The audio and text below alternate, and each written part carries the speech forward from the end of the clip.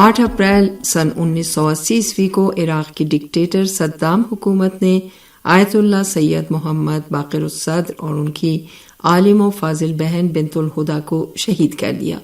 آیت اللہ باقر الصدر نوجوانی میں ہی درجہ اجتہاد پر فائز ہوئے اور حوزہ علمیہ نجف کے عظیم اساتذہ میں ان کا شمار ہوا۔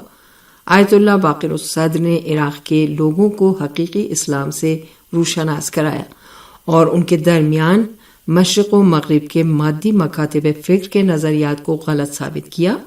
انہوں نے تھوڑے ہی عرصے میں عراقی عوام کے درمیان ایک نظریاتی اور سیاسی لیڈر کی حیثیت اختیار کر لی۔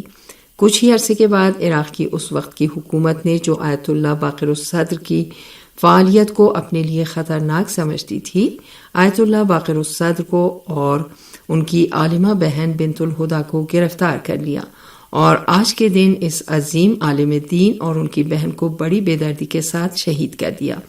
آیت اللہ باقر الصدر ان علماء میں شامل تھے جن کو امام خمینی رحمۃ اللہ علیہ سے خاص لگاؤ تھا اور انہوں نے اسلامی انقلاب کی ہمیشہ حمایت کی۔